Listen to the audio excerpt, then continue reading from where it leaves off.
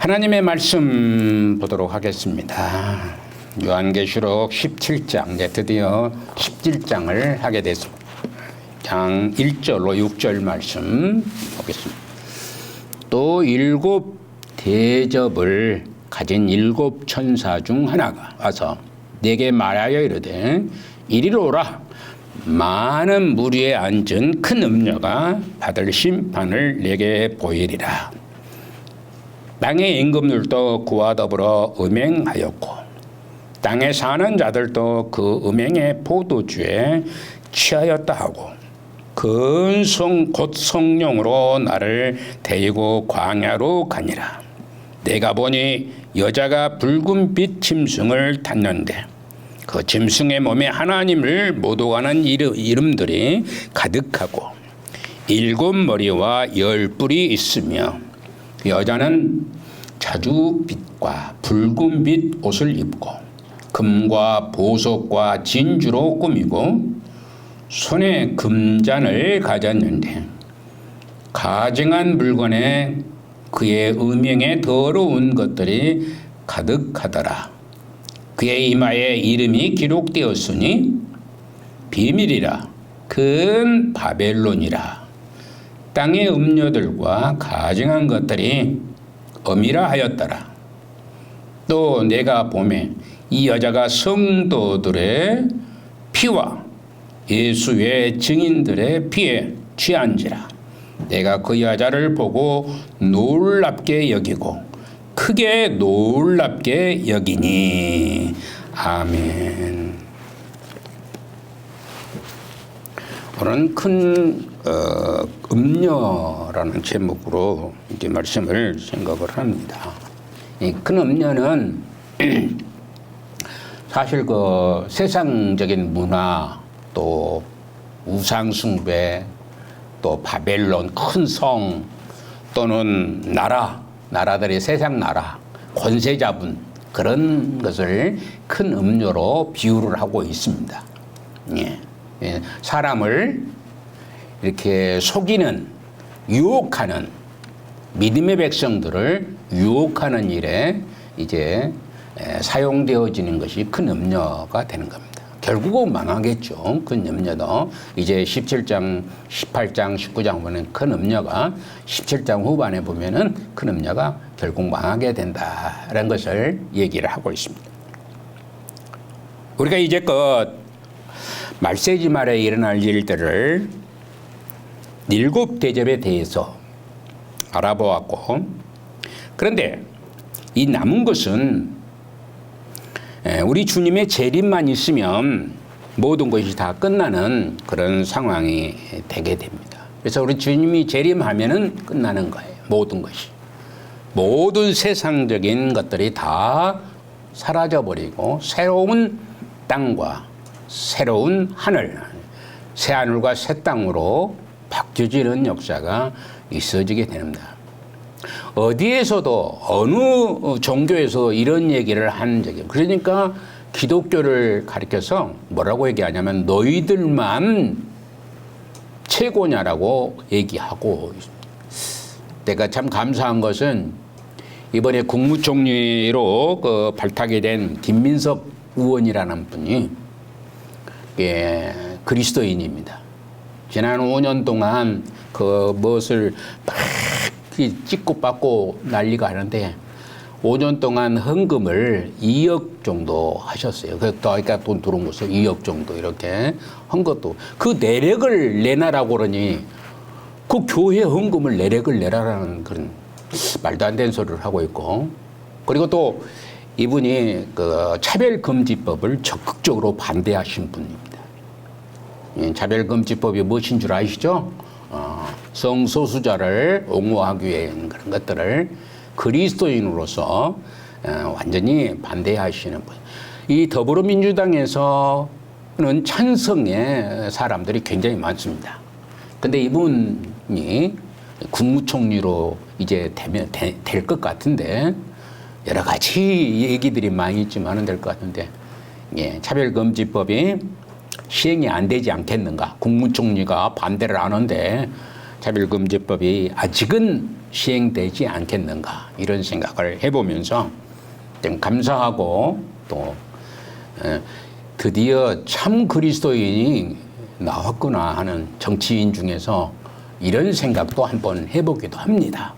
이제껏 그리스도인이 대통령도 되고 뭐 장로님이 또 국무총리도 하고 그랬었는데 이분은 집사인지 장로인지는 잘 모르겠습니다. 그런데 신실하게 차별금지법을 적극적으로 반대를 한다는 것에 굉장히 감동을 받고 마음으로 되신 분이다라는 생각을 가지고 있어서 이렇게 설교가 아닌 얘기를 여러분들에게 해드리고 있다 이런 얘기를 말씀을 드립니다.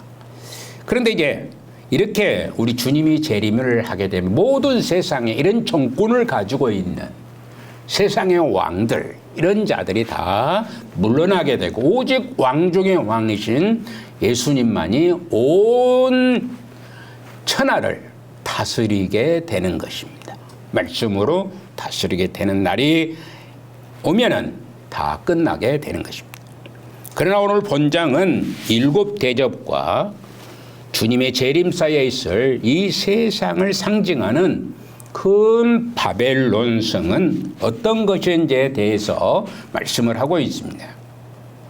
17장 1절부터 19장 10절까지 보면은 큰 음녀가 받을 심판을 말씀하고 있어요. 큰 음녀가 받을 심판. 큰 성 바벨론입니다. 연성 바벨론. 또 17장과 18장은 보면은 바벨론이 어떻게 그 잔을 비웠는지 그 진노의 잔을 끝까지 마셨는 데 대하여서 기록하고 있고 19장에서 22장 사이에서 보면은 계시록의 마지막까지 보면은 하나님께서 승리하심을 긍정적인 측면에서 기록해 놓고 있는 것을 살펴보게 됩니다. 오늘 본문에서 보면은 세상을 가리켜서 붉은 빛, 짐승을 단 큰 음녀라고 말씀을 하고 있는 것을 보게 되죠. 성도들 하여금 그녀를 가까이 해서는 안 된다는 것을 느낄 수 있도록 이렇게 말씀하고 있는 것입니다. 이 음녀의 모습은 항상 그리스도의 신부와 대척점에 있음을 알 수가 있어요. 그리스도의 신부와는 완전히 반대쪽에 서 있는 것을 알 수가 있는 것입니다. 그래서 이 요한은 그렇게 보는 것입니다. 요한이 보는 음녀의 차림새는 어떠냐 그러면은 자줏빛과 붉은 옷을 입었다 이렇게 얘기를 합니다. 자줏빛과 붉은 빛은 노마인들이 가장 좋아하는 아주 좋아하는 색깔의 옷으로 아무나 입는 옷은 아닙니다. 붉은 옷, 붉은 빛깔, 자주빛깔로 새겨진 그런 옷은 누구나 아무나 입는 것이 아닌 현 시대야 아무것도 아니죠. 붉은 옷이 됐던 뭐 형색색의 옷 색깔이 있으니까 그렇게 뭐 색깔이 하얗다고 색깔이 붉다고 뭐 비싸고 싸고 그런 건 아니. 근데 예전에는 그렇습니다. 예전에는 돈 많은 왕무장상들만 입는 옷이 바로 자줏빛 옷과 붉은 빛의 옷을 말하고 있습니다.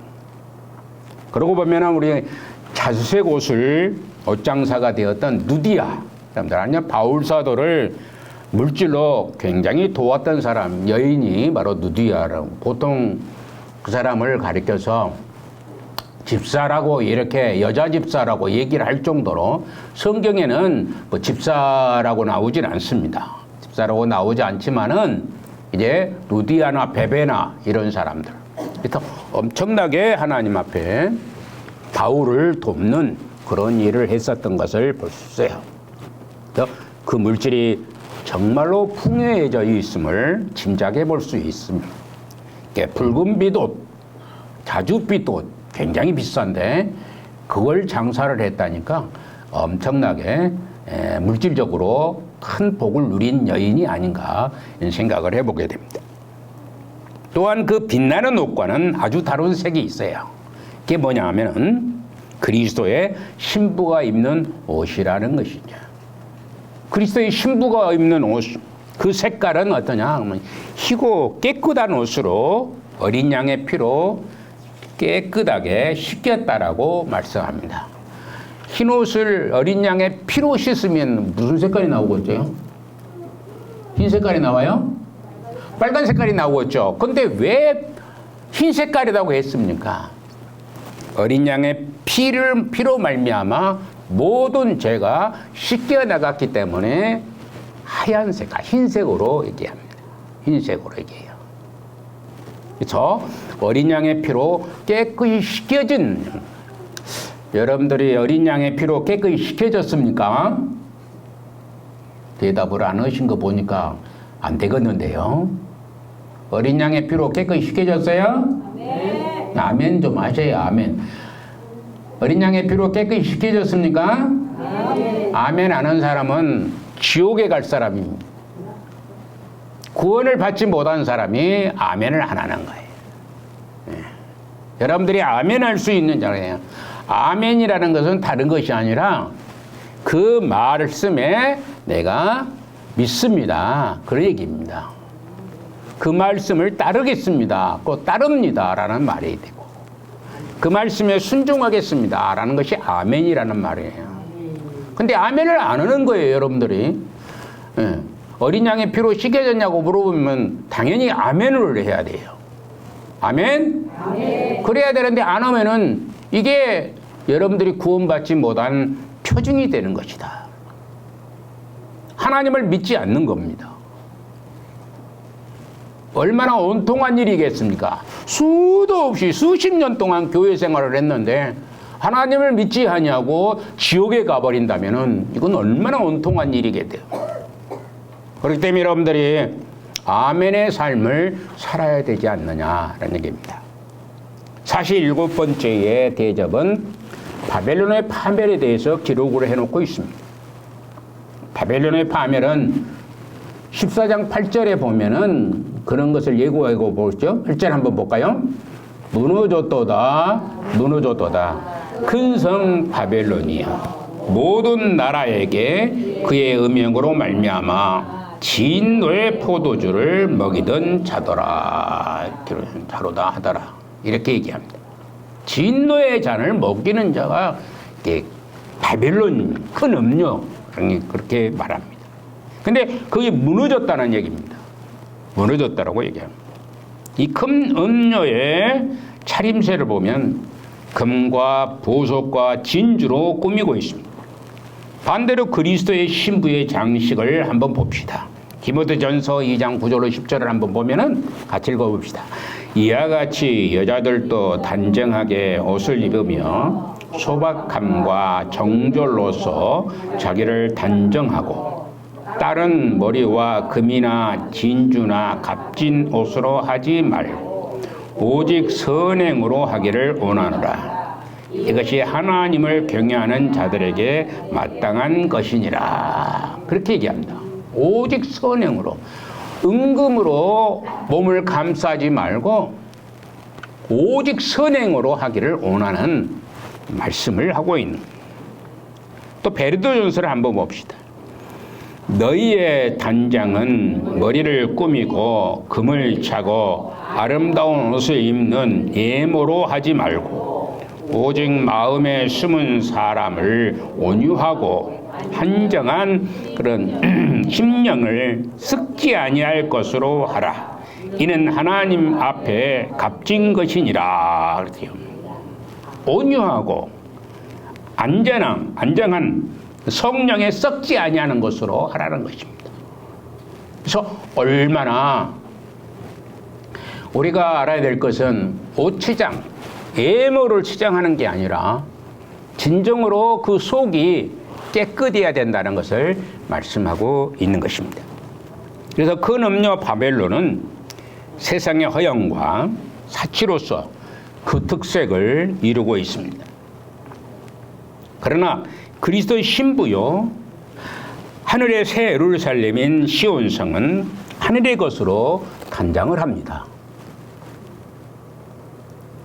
그것이 바로 성도들의 의를 드러내는 그런 깨끗한 세마포옷이 되는 것입니다.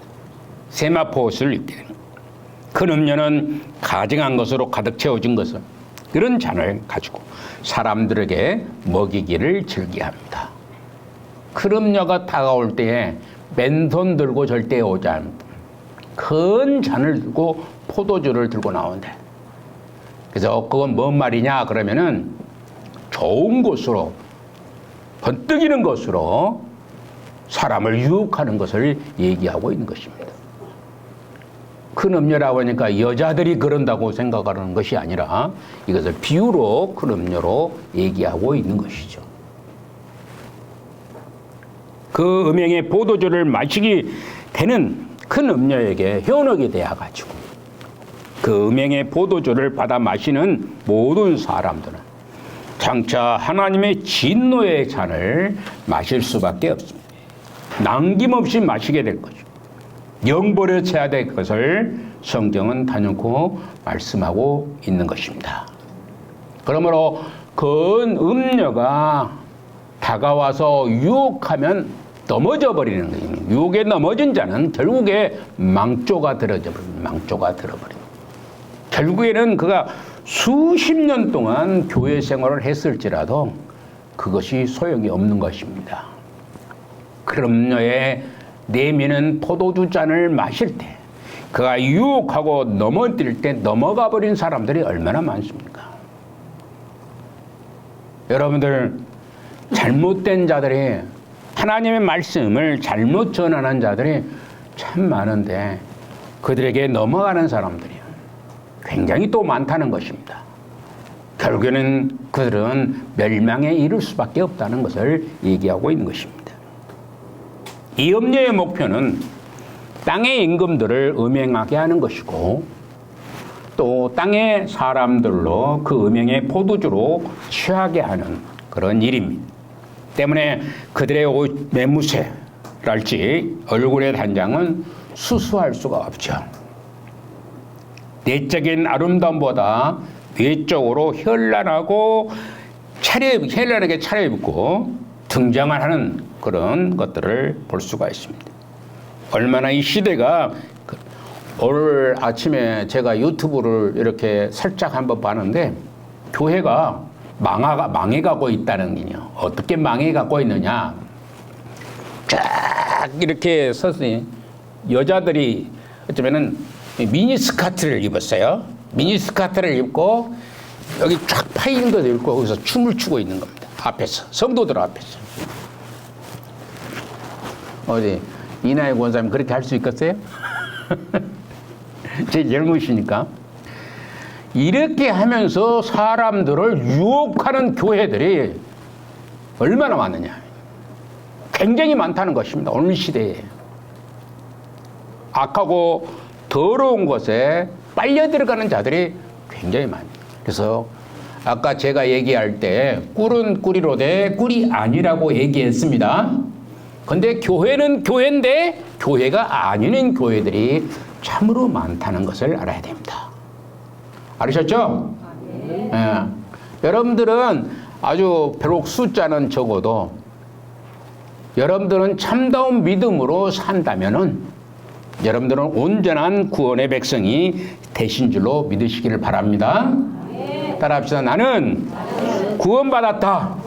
나는 구원받았다. 그러면 구원의 확신을 가지고 살으셔야 된다. 그런 말씀입니다. 그래서 이 큰 음료가 그래서 음료는 결국에는 어떠냐면은 사치와 타락, 부패, 권력의 집중인 옛 바벨론의 요한시대의 나그는 오늘날의 라스베가스 같은데 그리고 서울도 마찬가지입니다. 엄청난 사람들이 현란한 속에서 살아가고 있는 겁니다. 여러분들이 그런 데는 들어가 보지를 못해서 알 수는 없지만은 참 그런데 한 번씩 가본 사람들 얘기를 들어보면은 이루 말할 수 없습니다. 스스로 악에 만족하지 않고 부근 지역 도시들과 그 악을 나누기 위해서 힘쓰고 있고, 이런 음녀인 바벨론은 과거에도 분명히 존재했었고 지금 현재에도 이 음녀들은 있고 미래에 가면 갈수록 더 심해져서 온 사람들이 무더기로 이 함정에 빠져들어가 헤어날 수가 없게 되는 것을 말합니다. 점차적으로 더 많아진다는 것입니다. 시대가 발전하면 발전할수록 그 문화에 도취되어서 거기에 빠져버리는 것을 보게 됩니다. 이 큰 음녀를 붉은 빛 짐승을 탄 여자로 소개하고 있습니다. 3절을 한번 볼까요? 곧 성령으로 나를 데리고 광야로 가니라. 내가 보니 여자가 붉은 빛 짐승을 탔는데 그 짐승의 몸에 하나님을 못 오가는 이름이 가득하고 7머리와 10뿔이 있으며 라고 말씀합니다. 그는 요한이 지금 성령으로 나를 데려갔다 그렇게 얘기합니다. 그걸 보라는 얘기예요. 내가 보니 여자가 붉은 빛 짐승을 탔다. 그 짐승의 몸에는 하나님을 못 오가는 이름들이 가득하다. 하나님을 얼마나 모독한지 모릅니다. 지금 일례로 보면은 좀 뭐 여기 하나님의 교회라고 하는데 거기 보면은 누가 하나님이냐 그러면 하나님이 여자입니다. 여자. 하나님이 여자라고 하면서 여자들이 얼마나 더 사근사근하고 그럽니까? 남자들은 뚝배기 같지만은 예, 여자들은 그러니까 여자다 보니까 젊은 총각들이 엄청나게 많이 몰려듭니다. 여러분들 보세요. 대학생들이 그렇게 많이 하십니다. 정장 탁 입고 여러분들이 가면 뭐라고 한 줄 아세요? 여기는 당신은 올 자리가 아닙니다. 그럽니다. 여러분들이 이 옷을 입고 가면은 올 자리가 아닙니다. 그러는 거예요. 그렇게 정장을 하고 여자들도 마찬가지입니다. 정장 탁 매입고 가는 것이. 이 짐승의 몸에는 그래서 참남한 이름이 가득하고 7머리와 10뿔이 있었고 붉은 빛 짐승을 타고 있다라고 얘기합니다. 이것은 음녀와 짐승이 얼마나 결탁하고 있는지를 보여주는 그림이 되는 겁니다. 세상의 유혹과 폭력이 얼마나 같이 어울리고 있는지를 말씀하고 있는 것입니다. 저는 그 텔레비전에 한번 언젠가 보니까 신천지에서 여자들 일렬로 쫙 그 사람들은요 의자에 안 앉습니다. 하나님 앞에 어떻게 의자에 앉을 수 있냐 그래가지고 의자에 안 앉고 탁 무릎 꿇고 한복 탁 깨끗이 입고 쫙 앉아 있습니다. 그러면 이만희가 나타나가지고 뭐라고 하면은 막 두 손 들고 찬양을 하고 난리가 아닙니다. 그 하나님이신 그 하나님. 이만희가 하나님이시. 그런 자들이 얼마나 이 세상에 많은지 알 수 없어요. 거기에 넘어가면은 결국에는 죽음에 이를 수밖에 없다. 하나님을 모독하는 것이죠. 하나님의 이름을 모독하는 것입니다.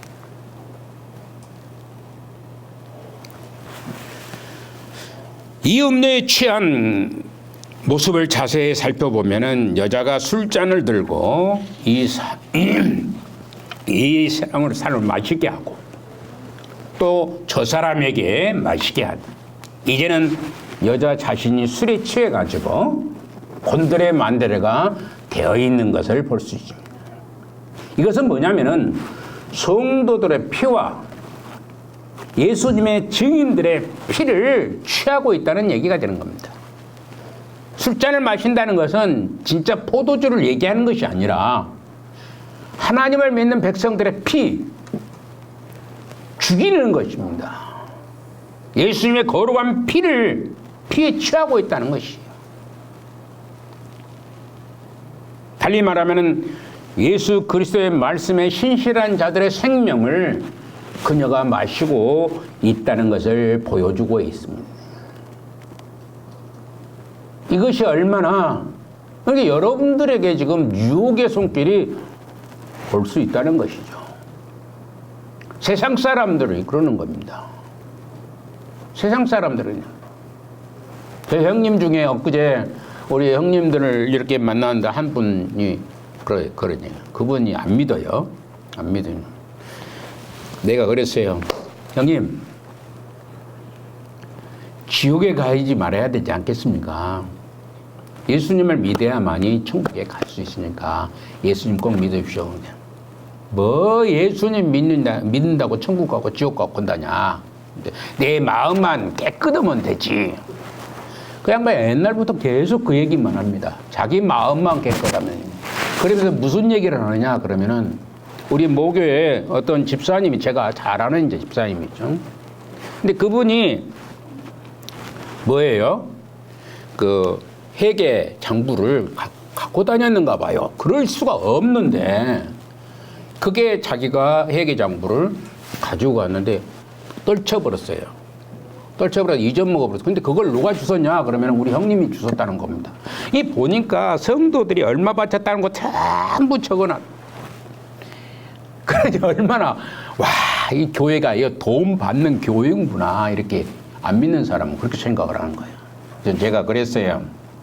또 앞에 있는 우리 조카도 하나 있는데 자기는 무명으로만 드린다고 그래요. 그래서 무명으로 드리는 것도 좋은데 요즘에는 무명으로 드리는 것보다도 교회 헌금은 이제 뭐여고 그 정산표를 이제 올리잖아요. 그래서 이름이 없으면은 세무서에서 지적이 나와서 이게 거짓말로 인정을 해버리거든요. 그래서 이제 이름을 기록한다 이렇게 얘기를 하니까 그때서 이해를 하시더라고요. 그것은.